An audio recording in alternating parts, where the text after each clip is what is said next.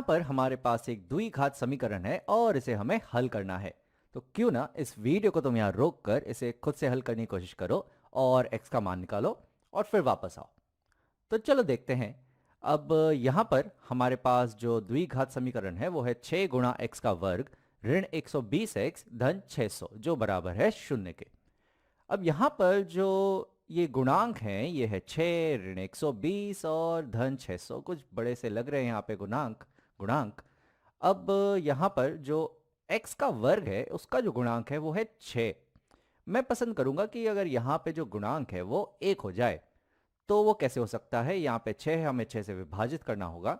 लेकिन क्या बाकी के गुणांक 6 से विभाजित होते हैं? तो हाँ, 120 भी 6 से विभाजित होगा और 600 भी 6 से विभाजित हो जाएगा।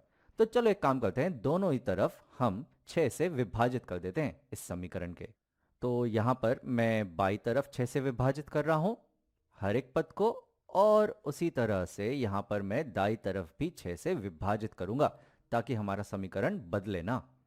तो अब हमें क्या मिलेगा? हमें मिलेगा 6/6 तो हो जाएगा, एक जो हमें चाहिए था। तो यहाँ पर हो जाएगा, हमें मिलेगा x का वर्ग, यहाँ पर है ऋण 120/6 जो हो जाएगा ऋण 20, तो ये हो जाएगा ऋण 20x। और यहाँ पे हमारे पास धन 600/6 जो हो जाएंगे 100, तो ये हो जाएगा धन 100 और बराबर ये है 0/6 जो होगा 0 के। अब यहाँ पर क्या इस द्विघात समीकरण को हम गुणनखंडित कर सकते हैं? तो वो हमने पढ़ा है बहुत बार, मैं ज़रा यहाँ पे फटाफट से बता देता हूँ। हम जानते हैं कि अगर हमें कुछ दिया गया है, समझो कि x धन a गुणा x धन b, अगर हमें कुछ ऐसे दो पदों का गुणनफल दिया गया है तो ये जो है ये बराबर होता है यहाँ पर x का वर्ग धन, हमें यहाँ मिलता है a धन b गुणा x धन हमें मिलता है यहाँ पर ab।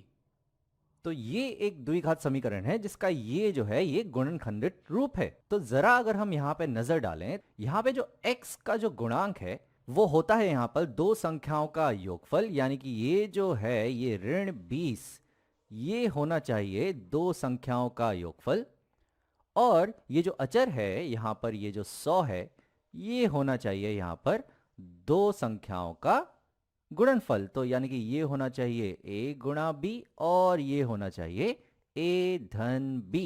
तो हमें अब ऐसी दो संख्याएं ढूंढनी है जिनका गुणनफल हो 100 और जिन्हें जोड़ने पर जिनका योगफल हो यहाँ पर ऋण 20। अब अगर यहाँ पे नजर डालें तो अगर गुणनफल यहाँ पर जो है वो है धनात्मक, तो ये तो तभी मुमकिन है जब दोनों ही संख्याएं धनात्मक हो या दोनों ही संख्याएं ऋणात्मक हो। और यहाँ पे जो योगफल है वो है ऋणात्मक, तो ये मुमकिन तब है जब दोनों ही संख्याएं ऋणात्मक हो या जो बड़ी संख्या हो वो ऋणात्मक हो और एक दूसरी संख्या धनात्मक हो। तो अलग अलग चिन्ह की तो नहीं हो सकती, क्योंकि हमने यहाँ पे बात कर ली है कि दोनों ही या तो धनात्मक या तो ऋणात्मक होनी चाहिए। तो यानी कि हमें पता चल रहा है कि यहाँ पे दोनों ही संख्याएं हमें ऋणात्मक चाहिए और यहाँ पे भी दोनों ही संख्याएं हमें ऋणात्मक चाहिए।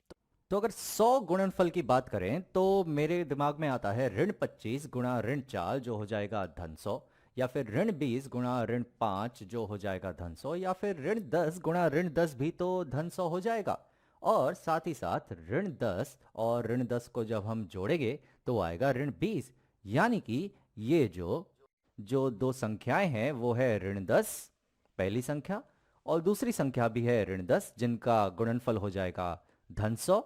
और यहाँ पर एक संख्या है ऋण 10 और उसमें जब हम जोड़ेंगे दूसरी संख्या जो है ऋण 10, तो उसका जो योगफल हो जाता है वो हो जाता है ऋण 20, यानी कि ये जो a और b है वो दोनों ही ऋण 10 और ऋण 10 हैं। तो इस द्विघात समीकरण का जो गुणनखंडित रूप होगा वो होगा x धन a गुणा x धन b। तो मैं यहाँ लिख सकता हूँ वो होगा यहाँ पर x धन a है यहाँ पे ऋण 10, तो ये हो गया पहला पद, गुणा दूसरा पद है यहाँ पर x धन b और b भी है यहाँ पर ऋण 10, तो ये हो गया इसका दूसरा पद और ये बराबर हो जाएगा 0 के। तो इस द्विघात समीकरण को हमने गुणनखंडित रूप में लिख दिया। तो यहाँ पर x धन ऋण 10 हो जाएगा यहाँ पर x ऋण 10 और ये वाला पद भी यहाँ पर हो जाएगा x ऋण 10 और ये बराबर होगा 0 के। अब x ऋण 10 गुणा x ऋण 10 ये हो जाएगा यहाँ पर x ऋण 10 का पूर्ण वर्ग जो बराबर होगा शून्य के।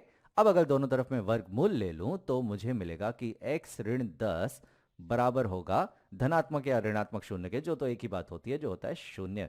यानी कि अब अगर हम दोनों तरफ 10 से जोड़ देंगे तो हमें x का मान मिल जाएगा जो है 10। तो ये द्विघात समीकरण हल हो गया।